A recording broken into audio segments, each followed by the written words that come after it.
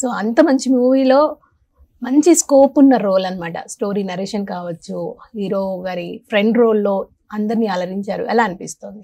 Fantastic అండి. అంటే చాలా మంది యాక్టర్స్ కోరుకునేది కదా ఇది. ప్రజెంట్ నాకు వచ్చింది, ఎంజాయ్ చేస్తున్నారు. అంటే ఓవరాల్ గా ఎక్స్పీరియన్స్ చూస్తే ఎలా అనిపించింది అంటే ప్రతి షాట్ లో మీరు ఉన్నారు. అల్లు అర్జున్ గారు కనిపించిన ప్రతి ప్లేస్ లో మీరు కనిపించారు. ఎలా అనిపించింది?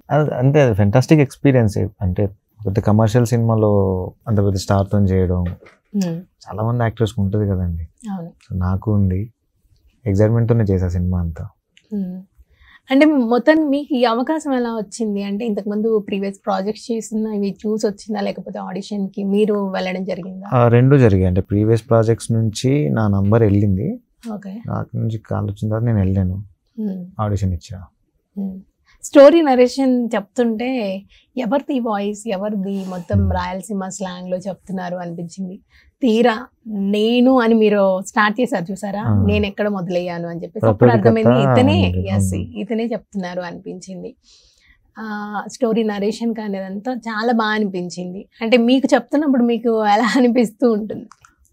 అంటే వన్ థింగ్, ఇంత పెద్ద సినిమాకి స్టోరీ నరేట్ చేయడం అంటే అది నేను హానర్గా ఫీల్ అవుతా.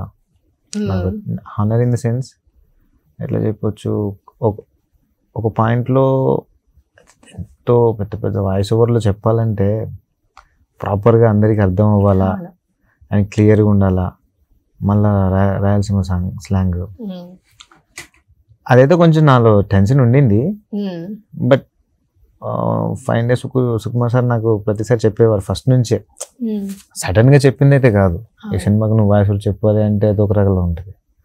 అది ఇది ఎప్పటి నుంచో సార్ నాకు చెప్తానే ఉన్నారు కాబట్టి ఆల్రెడీ ఈ సినిమా నా వాయిస్ ఓవర్ చెప్పాలి దీనికి నేను ప్రిపేర్తోనే ఉన్నాను, చేసేసా. మీది వరంగల్ అని విన్నాను, మరి ఎలా చెప్తున్నారు రాయలసీమలో అంత క్లారిటీగా ఎలా చెప్పగలిగారు?